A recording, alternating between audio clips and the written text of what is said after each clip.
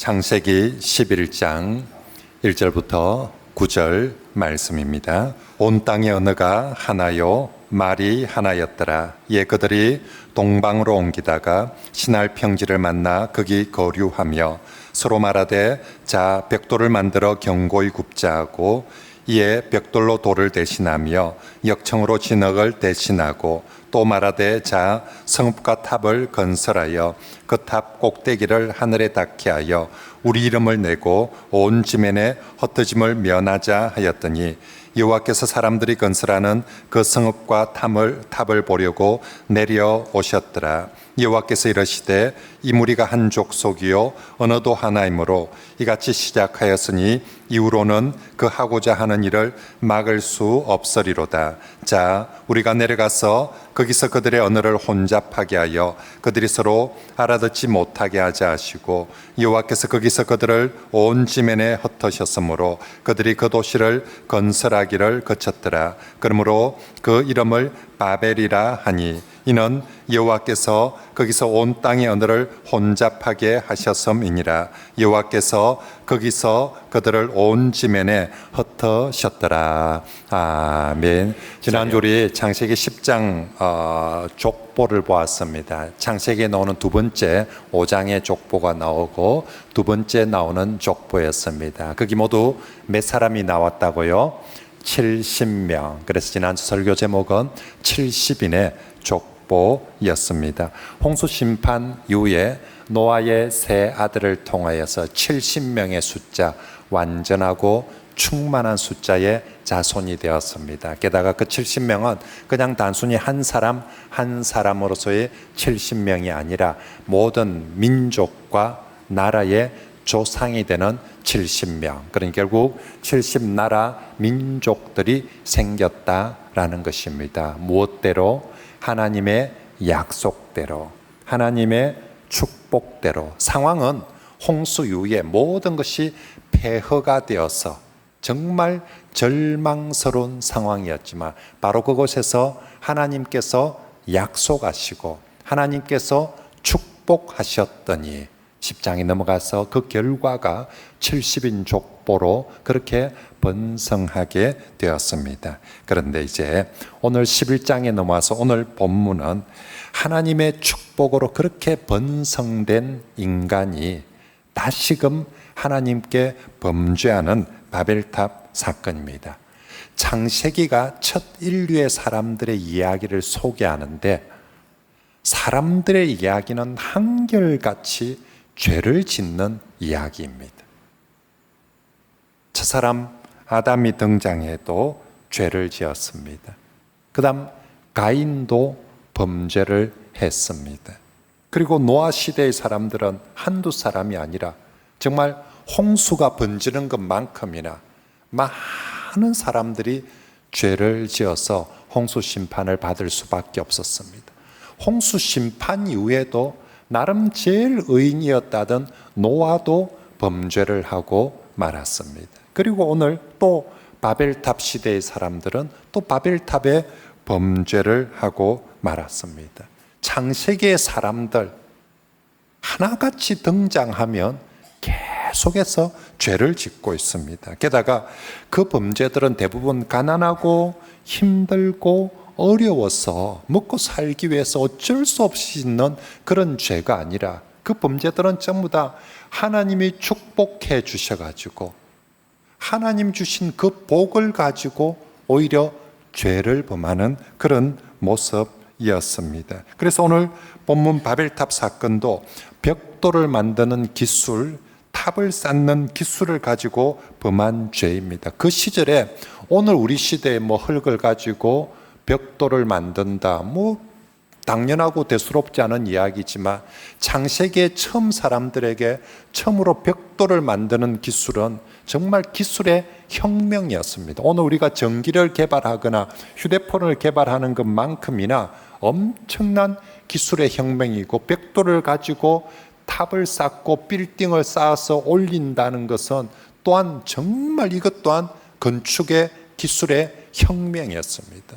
이건 사실 하나님께서 인간에게 주신 지혜의 축복이었던 것이죠. 그런데 이 귀한 축복을 받아가 그 기술의 혁명을 가지고 하나님 더 잘 섬기는데 쓰는 것이 아니라 오히려 하나님을 대항하고 자신의 이름을 내는데 사용하고 말았다는 것입니다. 오늘 본문에 이들이 바벨탑이라는 이 죄악의 탑을 쌓기 전에 이미 그들이 바벨탑은 하나의 결과입니다. 이미 그들이 그런 죄악으로 가는 길이라는 것을 아주 상징적으로 표현하는 것이 2절에 그들이 어디로 옮기다가 라고 되어 있다고요?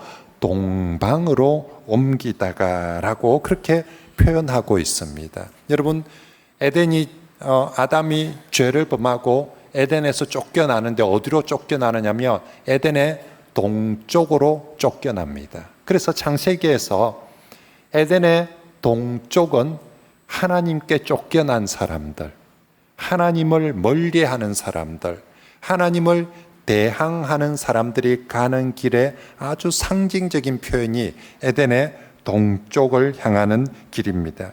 가인이 죄를 범할 때 어떻게 했습니까? 가인이 여호와 앞을 떠나서 에덴 동쪽 놋 땅에 거주하더니 가인도 여호와 앞을 떠나가는데 어디를 가느냐면 에덴의 동쪽 놋 땅을 향해서 떠나갑니다. 나중에 창세기 13장에 룻이 아브람을 떠나갈 때도 어떻게 가느냐며 룻이 요단 온 지역을 택하고 어디로 옮기니? 동으로 옮기니라고 그렇게 말씀합니다. 훗날 이스라엘 백성들이 범죄하여서 바벨론 땅으로 포로로 끌려갈 때도 결국 동쪽으로 끌려가서 결국 성전으로부터 하나님으로부터 멀어져 가게 됩니다. 창세기에서 동쪽으로 동방으로 간다는 것은 그들의 삶이 하나님으로부터 멀어지고 있다는 아주 상징적인 표현입니다. 반대로 하나님을 향한 발걸음은 언제나 동쪽에서 서쪽으로 들어오도록 합니다. 아브라함이 동쪽의 땅 갈대아 우르에서 그죠? 사람들이 죄를 범해서 계속 아담부터 시작해서 가인 전부 다 동쪽으로 하나님을 떠나는 방향으로 갔는데 그 동쪽 끝의 땅에서 아브라함은 하나님께서 정반대 방향으로 불러들이십니다. 이때까지 죄인들이 걸었던 길들은 다 하나님을 떠나서 동쪽으로 갔는데 아브라함은 바로 그 동쪽의 끝의 땅에서 다시 하나님이 있는 땅으로 불러들이고 있는 거죠. 이스라엘 백성들이 출애굽을 하고 난 다음에 요단강 동쪽에서 코스를 그렇게 잡도록 합니다. 요단강 동쪽에서 요단강을 건너서 요단강 서쪽으로 들어오는 코스를 잡니다. 그리고 그 이후 성막을 지을 때도 큰 성막의 문은 유일하게 하나밖에 내지 않습니다. 동쪽의 문을 내고 모든 하나님을 예배하러 오는 사람들은 동쪽의 문을 통하여서 서쪽의 지성소 있는 방향을 향해서 그렇게 걸어가도록 성막을 하나님께서 만들어 놓습니다. 무슨 말입니까? 방향이 중요하다는 것입니다. 내가 어디를 향하여서 무엇을 향하여서 방향을 잡고 있는가가 아주 중요하다는 것입니다. 우리 인생이 열심히 달린다, 최선을 다한다, 정말 쉬지 않고 부지런히 뛴다, 이것도 중요하지만 그것보다 더 중요한 거 나의 삶의 방향을 어디로 잡고 열심히 달리느냐가 훨씬 더 중요하다는 것입니다. 우리 인생의 방향을 동쪽으로 세상을 향하여서 나의 좀 더 많이 가지는 것과 좀 더 편하게 사는 삶을 위한 그런 방향으로 달려가는 것인가? 아니면 정말로 하나님을 향하여서 믿음의 방향으로 달려가는가? 그 방향이 얼마나 열심히 사는 것보다 얼마나 많은 업적을 남겼는 것보다 그 방향이 훨씬 더 중요하다는 것입니다. 만약 저와 여러분들이 세상을 향한 방향으로 동쪽의 방향으로 하나님을 떠나는 방향으로 우리가 아무리 열심히 달려간다 할지라도 새벽 일찍 일어나고 저녁 늦게 누우며 수고의 떡을 먹으며 그렇게 열심히 달려간다 할지라도 그 길 끝에는 평강이 없습니다. 그 길 끝에는 감사와 기쁨이 있을 수가 없습니다. 아무리 열심히 달렸는데 다 달리고 나서 보니까 오늘 바벨탑처럼 실컷 쌓고 다 했다 싶은데 결론은 허무입니다. 아무것도 남지 않게 되어집니다. 허무와 후회밖에 없습니다. 하지만 우리의 삶이 더디고 부족하다 할지라도 여러분이 정말로 하나님을 향하여서 믿음으로 한 걸음씩 한 걸음씩 걸어간다면 남들보다 더디 갈 수 있습니다. 남들보다 어렵게 갈 수 있습니다. 남들보다 초라하게 갈 수 있습니다. 하지만 우리의 방향이 하나님을 향한 방향으로 한 걸음씩 걸어가면 그 길 끝에 반드시 주님의 영광이 있을 것이고 은혜가 있을 것이고 행복이 축복이 함께 할 줄 믿습니다. 그러므로 여러분, 내가 오늘도 어느 방향을 향해서 가고 있는지, 내가 바벨을 향하여서 세상을 향하여서 정말 하나님을 떠나는 방향을 가고 있는지, 내가 좀 더 하나님께 가까이 가고자 하는 방향으로 가고 있는지 꼭 생각하시고 하나님을 향한 방향으로 잡으시길 바랍니다. 자, 이렇게 이제 본문의 인간들은 살면 방향을 동쪽으로 잡습니다. 그리고 시날 평지 지금의 바벨론 땅에서 바벨탑을 쌓게 됩니다. 이 바벨탑은 한마디로 교만의 탑이고 하나님을 대적하는 탑입니다. 우리 3절 4절 말씀을 같이 한번 읽어봅니다. 시작. 서로 말하되 자 벽돌을 만들어 역청으로 진흥을 대신하고 또 말하되 자 성읍과 탑을 건설하여 그 탑 꼭대기를 하늘에 닿게 하여 우리 이름을 내고 온 지면에 흩어짐을 면하자 하였더니 아멘. 인간들이 바벨탑을 쌓는 취지는 두 가지입니다. 하나는 우리 이름을 한번 내보자. 하나님 이름 말고 탑을 쌓아서 우리의 이름을 한번 내어보자. 두 번째는 흩어짐을 면하자. 이 둘 다 정말 하나님을 대적하는 구호들입니다. 하나님 이름 대신에 이제 우리 이름 한번 내어보자. 우리가 저 하늘도 땅을 다 이제 우리가 막 차지하고 있는데 하늘도 우리가 한번 정복해서 저기다가 우리 깃발을 하나 꽂고 내 이름, 우리 이름 한번 내어보자 라고 그렇게 외치고 있습니다. 그리고 이제 우리 흩어지지 말고 우리 스스로 우리가 지키자. 뭐 하나님께 기도할 필요가 뭐 있나? 우리가 보험 좀 더 많이 들어놓고 우리가 연금 좀 더 많이 들어놓고 우리가 빌딩 좀 더 많이 사놓으면 굳이 뭐 하나님께 뭐 기도하고 그럴 필요가 뭐 있냐고. 우리 인생은 우리가 지키자라고. 우리가 흩어지지 말고 스스로를 우리가 지키자.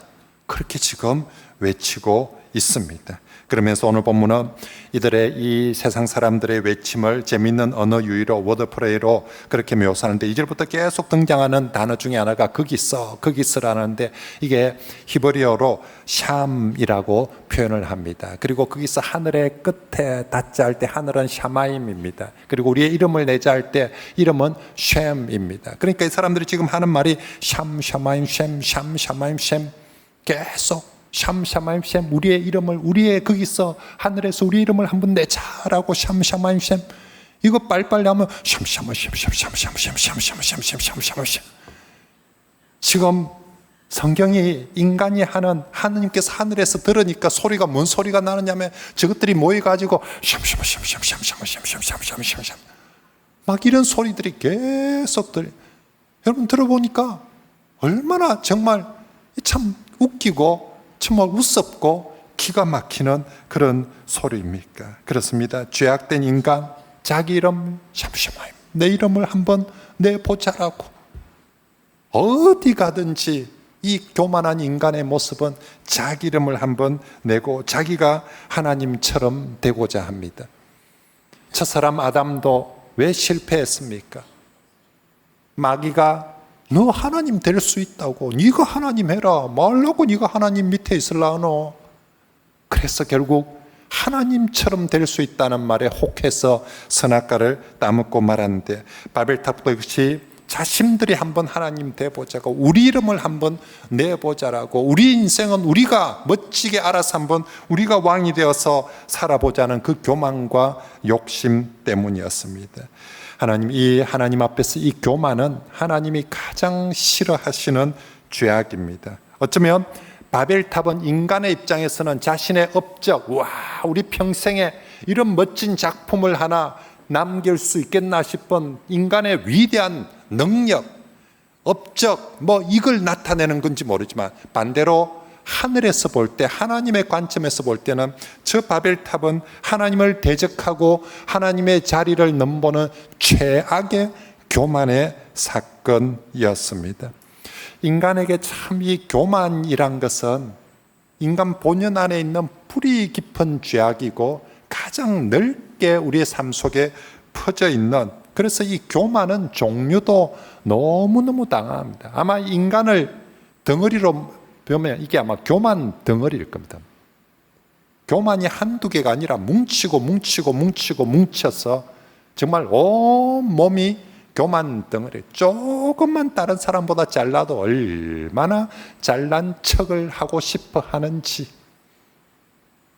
돈이 남들보다 조금만 많아도 얼마나 있는 척을 하는지, 조금 배웠다고, 자리 조금 남들보다 한 자리 좀 더 높다고, 그것도 권세라고 얼마나 위세를 부리는지, 얼굴 좀 예쁘다고 얼마나 예쁜 척을 하는지, 정말 이 교만이라는 것이 종류가 어느 부분에 어떻게 나타날지 모르는 정말 교만한 덩어리입니다. 그런데 인간이 가지는 수많은 교만들이 있는데 그 교만들 중에서도 가장 무서운 죄악의 교만은요, 하나님을 무시하는 교만입니다. 인간들이 돈 자랑하는 교만, 권력 자랑하는 교만, 이런저런 교만을 본질상 이 교만 덩어리인데, 그런데 그 수많은 교만들 중에서도 가장 무서운 죄악, 최고의 교만은 하나님을 무시하고요, 하나님 없어도 자기 마음대로 살 수 있다라고 생각하고, 하나님 없어도 나는 내 주먹을 믿는다라고 하면서 그렇게 살아가는 것이 가장 무서운 교만입니다. C.S. 루이스라는 분이 교만의 이 죄를 본질적인 악이다, 최고의 악은 교만이다, 이에 비하면 부정이나 탐욕이나 술 취함이나 거짓말, 그건 악의 벼룩에 불과하다. 악마가 되는 것은 바로 이 교만을, 악마를 만드는 것은 교만을 통해서 악마가 만들어진다. 교만은 다른 모든 악으로 이끌게 된다. 하나님 앞에서 대항하는 완벽한 죄악이다라고 그렇게 표현합니다. 그러므로 성도 여러분, 우리가 오늘도 또 예배드리고 나면 세상을 나가서 살게 되는데, 저는 우리 성도들이 다른 건 몰라도 이것만큼은 하나님 없이 내 마음대로 인생을 살겠다는, 내 이름을 한번 내어보겠다는 이 교만만큼은 하지 않길 바랍니다. 이건 그냥 교만이 아니라 진짜 하나님 앞에 무서운 죄악입니다. 우리 하나님은 그런 교만한 자를 결코 은혜를 베풀지 않을 것입니다.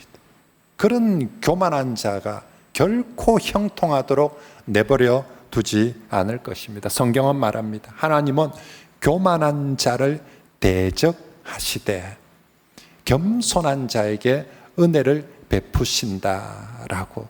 여러분, 하나님께서 사람에게 대적한다는 표현 딴 데는 안 씁니다. 하나님이 사람을 향해서 가진 근본적인 마음은 사랑하는 마음이고 긍휼히 여기는 마음이고 은혜를 주고자 하는 마음이 하나님의 근본적인 마음입니다. 하나님이요, 사람에게 대적한다. 그런데 딱 한 종류의 사람, 하나님이 대적하겠다는 사람이 있습니다. 그 사람은 교만한 사람. 하나님이 교만한 자에게는 하나님이 스스로 대적을 하겠다라고 말씀을 하시고, 반대로 겸손한 사람에게는 은혜를 주시겠다라고 말씀합니다. 여러분, 교만 중에 최고의 교만이 하나님을 무시하는 것이 최고의 교만이라며, 겸손 중에 최고의 겸손은 뭘까요? 그건 하나님을 인정하고 하나님을 진심으로 의지하는 것입니다. 겸손이 고개 좀 더 숙이고 이게 겸손이 아니라 하나님 앞에 진짜 겸손은요, 하나님을 하나님 되도록 인정하고 그분 앞에 내가 의지하고 순종하는 그것이 진정한 겸손이고, 하나님은 그런 겸손한 자들에게 반드시 은혜를 베풀어 주실 줄 믿습니다. 우리 성도 여러분, 정말 하나님 앞에서 교만하지 맙시다. 자기 인생에 대해서, 자기 건강에 대해서, 자기 노후에 대해서, 자기 자식에 대해서 무엇이든지요, 하나님 앞에서 교만해서는 안 됩니다. 정말 하나하나가, 우리 하나님 없으면 내 건강도요, 하나님 없으면요 내 삶도요, 내 지식도 아무것도 아닙니다. 하나님이 정말 우리가 하나님과 함께 할 때 그 모든 것이 의미가 있고 은혜가 될 줄 믿습니다. 자, 이제 그러면 하나님께서 이렇게 하나님을 무시하는 바벨을 쌓는 이 교만의 바벨에 대해서 하나님이 어떻게 대처를 하실까요? 한마디로 하나님의 바벨로, 인간의 바벨에 대해서요, 하나님은 하나님의 바벨로 대처합니다. 여러분, 이 바벨이라는 말 자체가 오늘 성경에 아주 멋진 이 언어 유희를 하는데, 바벨이란 말이 바벨론어로는 하늘의 문이라는 뜻입니다. 그런데 이게 히브리어로는, 성경이 기록되는 히브리어는 바벨은 혼잡, 허무라는 그런 뜻입니다. 인간은 바벨을 쌓을 때 하늘의 문을 한번 만들고, 우리가 이 하늘의 문을 통해서 하늘에 들어가자, 그래서 우리가 하늘의 깃발을 하나 꽂고 하늘도 우리의 땅으로 정복하자라고 그렇게 하늘의 문 바벨을 만들었는데, 하나님께서는 인간이 만든 그 바벨을 하나님의 바벨, 혼잡게 해버림으로써 인간이 정말 수고하고 그렇게 쌓은 걸 한순간에 하나님이 바벨 해버리심으로, 혼잡하게 해버리심으로 그 교만의 바벨을 허무의 바벨로, 혼잡의 바벨로 그렇게 만들어 버렸습니다. 이 일을 위해서 5절 말씀에 보면 여호와께서 바벨탑을 보시려고 내려오셨다라는 그런 표현을 쓰고 있습니다. 여러분, 창세기에서 하나님께서 뭘 보려고 내려오셨다, 이거 창세기에 2번 나오거든요. 한 번이 오늘 우리가 읽은 성경에 나오고, 또 한 번 나중에 소돔과 고모라 멸망시킬 때 그때 하나님께서 내려오셨다라는 표현이 나옵니다. 여러분, 하나님이 뭐 눈이 나쁩니까? 뭘 볼 때 하나님이 뭘 보기 위해서 내려올 필요가 없거든요. 하늘에서도 얼마든지 잘 볼 수 있습니다. 근데 왜 유독 오늘 이 5절에 하나님이 내려오셨다라고 합니까? 그건 인간이 탑을 쌓아 올리는 것에 대한 반대 풍자죠. 자, 인간은 바벨 탑을 쌓는다고 우리가 하늘 꼭대기까지, 하늘 끝까지 탑을 쌓아보자. 그래서 그 하늘 끝에 하나님이 계신 그곳에 하늘문을 만들고 깃발을 꽂아보자라고 탑을 쏘았는데, 하나님 입장에서는 아들이 탑을 쏘았는데 어디쯤 있노? 어디? 인간은 진짜 높이 쌓는다고 쌓았는데 하나님은 한참 내려와야 그게 보이더라는 것입니다. 그죠? 하나님 입장에서는 그래 탑을 쌓았으면 이거 다 왔네, 요 있네 이래야 될 낀데, 이게 아니고 하나님은 그 탑 보려고 참 내려와서 그렇게 보셨다는 것입니다. 무슨 얘기입니까? 인간이 쌓는다고 쌓는데, 인간은 높이 했는데 하나님 보시기에는 가가 쌓은 바벨탑이나 자가 쌓은 거나 저거나 다 도토리 키재기라는 것입니다.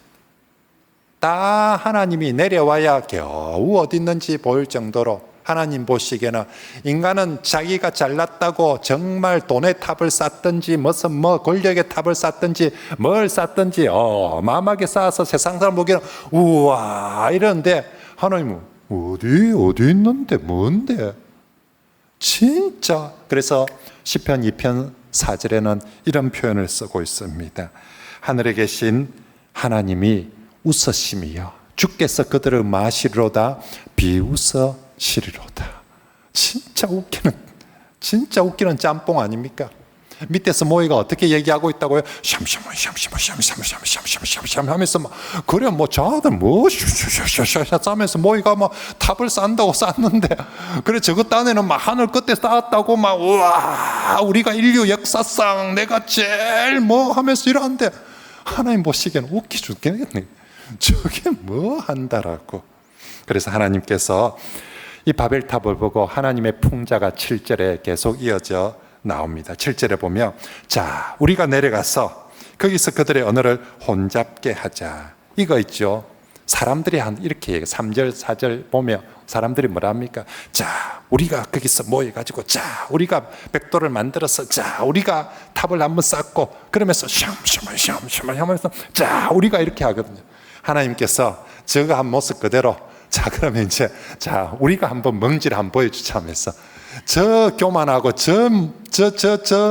철없는 저 못된 인간들한테 저리 모여가 자 우리가 샴샴하면서 했었는데 진짜 하나님이 뭔지 자 우리가 내려가서 한번 보여주자라고 그렇게 말합니다. 그리고 7절과 8절과 9절에 보면 거기서가 계속 나옵니다. 그들이 그렇게 외쳤던 샴샤마인 거기서 우리의 이름을 한번 내어보자라고 그렇게 외쳤는데 하나님은 바로 거기서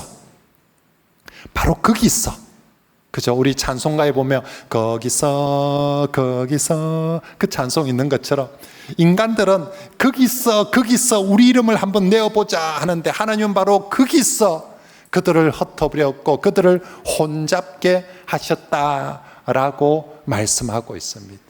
인간은 서울 사람들은 대한민국 사람들은 강남 거기서 내 깃발을 한번 꽂아가지고 강남 8학군에서 내 빌딩을 가지고 내 이름을 정말 강남에서 제일 큰 이름을 내는데 하나님은 바로 거기서 한순간 그들의 빌딩을 그들의 탑을 그들의 모든 것들을 흩으셔버렸다. 어떤 인간들은 거기서 내가 한번 정말 내 이름을 한번 내보겠다라고 어떤 인간은 직장에서 어떤 인간은 권력에서 그런데 하나님은 바로 거기서 그들의 그 헛된 꿈과 야망과 교만들을 한순간 바벨하셔서 다 흩어버리고 아무것도 아닌 것으로 만들어 버리셨다라는 것이 그래서 인간의 그 바벨이 하늘의 문이라고 외쳤던 그 바벨이 하나님은 그것을 허무하고 혼잡한 바벨로 만들어 버렸습니다. 그래서 시편 127편에 말씀합니다. 여호와께서 집을 세우지 아니하시며 세우는 자의 수고가 아침 일찍 저녁 늦게 아무리 고생을 하고 세워도 아무 소용이 없이 헛되고요. 지가 바벨탑을 세우던 지가 롯데 빌딩을 세우던 지가 무슨 빌딩을 세우던 무슨 탑을 세우던 그 수고가 소용이 없고 여호와께서 성을 지키지 아니하시면 파수꾼이 나는 보험 들었으니까 까딱없다 안 흔들린다 지킬 수 있다 나는 연금이 있으니까 나는 뭐가 있으니까 나는 빌딩이 있으니까 내가 쌓은 성은 절대로 안 넘어진다 까딱없다 여호와께서 그 성을 지키지 아니하시며 파수꾼이 아무리 이 보험 저 보험 들고 지키려고 해도 그것이 아무 소용이 없다. 그걸 이 바벨탑을 통해서 보여주고 있는 것입니다. 그러므로 사랑하는 성도 여러분 정말로 인간은 바벨탑을 보면서 뭐라고 외칩니까? 우와 대단하다 바벨탑 우와 바벨 이렇게 외치는데 한순간 하나님께서 그걸 하나님의 바벨을 해버리고 나면 한순간 그것은 한숨과 탄식의 바벨. 그래서 오늘 설교 제목이 아이고 바벨 여러분 아이고 바벨 하는 이건 창세기 11장만 그런 것이 아니라 요한계시록 맨 마지막 20장에 넘어갔어요. 마지막 종말이 올 때 음녀의 멸망과 함께 바벨론의 멸망이 나옵니다. 거기에 그때도 바벨론이 한순간에 무너져 버려가지고 온 세상 사람들이 바벨론을 보면서 아이고 바벨, 아이고 어쩌노 바벨 하면서 그렇게 요한계시록에도 외칩니다. 여러분, 창세기 11장에 등장한 바벨부터 바벨론이란 나라도 바벨론이란 도시도 바벨의 문화도 전부 다 하나님을 대적하는 문화의 상징적인 표현이 바벨이거든요. 이게 창세기부터 요한계시록까지 이어져 가고 있습니다. 그런데 창세기에서도 바벨의 결론은 아이고 바벨입니다. 아이고 바벨 웃자노 세상에 그리 열심히 쌓았는데 웃자겠노 바벨아 아이고 바벨인데 요한계시록에 가서도 결국은 아이고 바벨로 끝나고 만다는 것입니다. 무슨 얘기입니까? 인간이 이 땅에서 인간은 자꾸만 하나님 없는 자기 바벨을 쌓으려고 하는데 이 땅에서 인간이 아무리 그런 바벨을 쌓아봤자 결국 바벨의 결론은 아이고 바벨로 끝나고 만다는 것입니다. 그러므로 사랑하는 성도 여러분, 하나님 없는 자신만의 바벨을 쌓는 그런 어리석음을 우리 성도들은 결코 행하지 마시길 바랍니다. 하나님 없는 바벨 쌓으면 결국 또 통곡하게 됩니다. 바로 그 바벨 때문에 거기서 망하고 통곡하게 됩니다. 오늘 성경은 그것이 어리석을 뿐만 아니라 하나님 앞에서 엄청난 교만의 범죄입니다.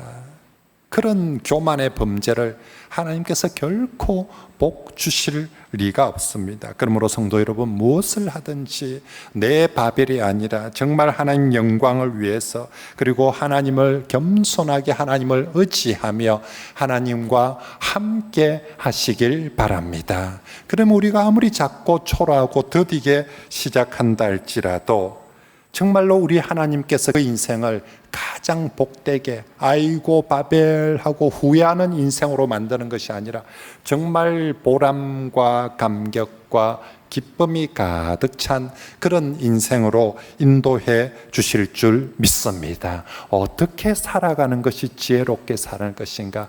이 방향으로 아무리 열심히 아무리 높이 쌓아도 안 된다는 것입니다. 그러므로 이 말씀을 듣는 성도들, 하나님을 향한 방향으로 정말 겸손하게 하나님 의지하면서 적은 것이시라도 하나님 앞에서 살아가는 그런 지혜로운 성도들이 다 되시길 축복합니다.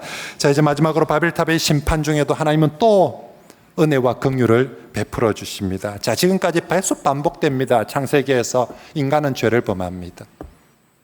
하나님은 그런 죄인들에게 진노하시지만 또 그 진노 중에도 은혜를 베풀고 긍휼을 베풉니다. 그래서 아담이 범죄했을 때 가죽 옷을 지어 입혀줍니다. 가인이 범죄했을 때는 가인의 표를 주셔서 긍휼을 베풀어 줍니다.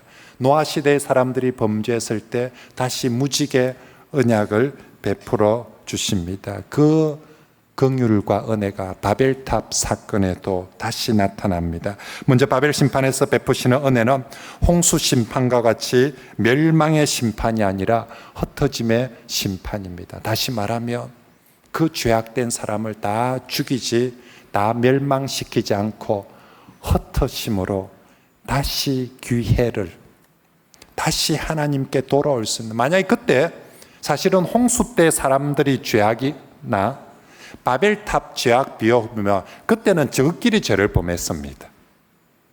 홍수 때 사람들은 하나님을 달라들고 그러진 않았습니다. 근데 바벨탑 사람들은 하나님을 향해서 도전한 사람들이거든요. 죽으려면 이 사람들 더 많이 죽어야 됩니다. 그런데 하나님께서 그 바벨탑의 사람들에게 멸망이 아니라 흩어지게 해서 흩어짐의 자리에서 다시 하나님을 찾을 수 있는 기회와 은혜를 주셨습니다. 두 번째 은혜는 이 흩어짐을 통해서 자기 백성들을 구별하십니다. 지난주 10장 25절 말씀에 에벨의 아들 벨렉의 때에 세상이 나뉘었다라고 요절을 외웠습니다. 그때 벨렉 때에 바벨탑 사건이 있었던 것이죠. 하나님은 그렇게 흩어버림으로써 그 흩어짐 속에 자기 백성들을 구별하시는 거죠. 이제 더 이상 자기 백성들이 세상 사람들과 물들지 않도록 구별해 주시는 것입니다. 그래서 바벨탑 사건 이후에 새로 10절 이후에 보면 족보가 다시 등장합니다. 무슨 족보입니까? 이제 구별된 족보. 10장에서는 그냥 단순히 많아진 족보였다며, 세상 사람들과 똑같이 그런 많아진 사람들의 족보였다며, 이제 바벨탑 사건 이후에 새로 기록하는 족보는요, 그 수많은 사람 흩어짐 속에서 구별되어진 백성들의 족보, 위대한 사람들의 족보가 아니라 구별된 사람들의 족보, 그리고 그 구별된 벨렉의 자손의 족보의 맨 끝에 가장 구별되어진 아브람이라는 사람의 족보까지 그렇게 나오고 있습니다. 그렇습니다, 성도 여러분. 자, 바벨탑 이후의 사람들에게 주신 은혜는 구별됨, 더 많은 축복을 주신 것이 아니라 하나님은 구별됨을 은혜로 주시고, 또한 바벨탑 이후의 사람들에게는 구별됨을 사명으로 주셨습니다. 하나님께서 다 흩으셨습니다.